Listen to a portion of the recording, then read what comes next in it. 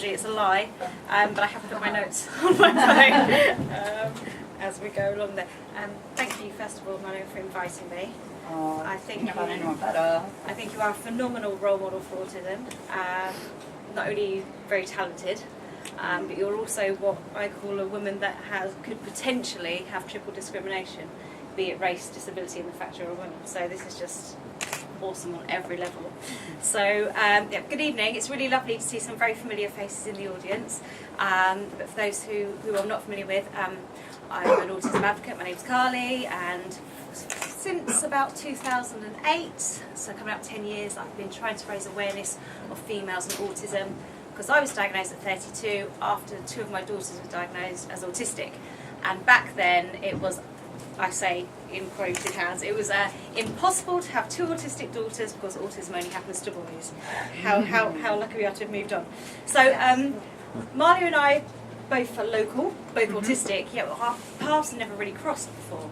And I'm a big believer in kind of sending out a message to the universe, asking for what you want.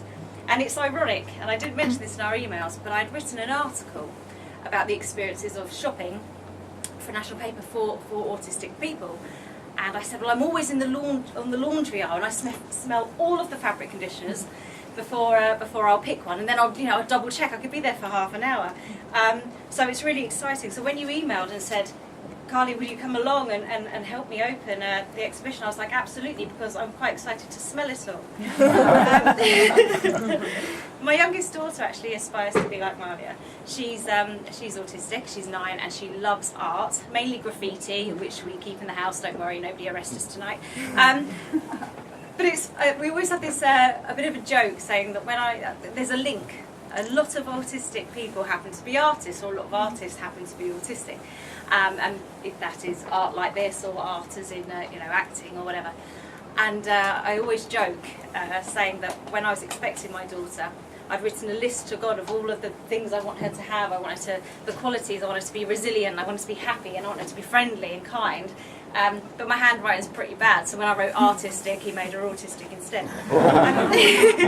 In all seriousness though, not a great deal was known about autism in girls 10 years ago, and that can really lead to a place of disengagement and ultimately loneliness.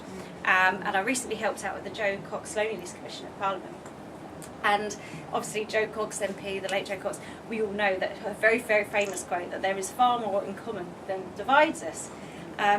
So I think as we're going around, washing being one of those things, if we could all kind of maybe talk to someone that we wouldn't have naturally spoken to before, and go around, admire, and perhaps even sniff, and just get to know each other.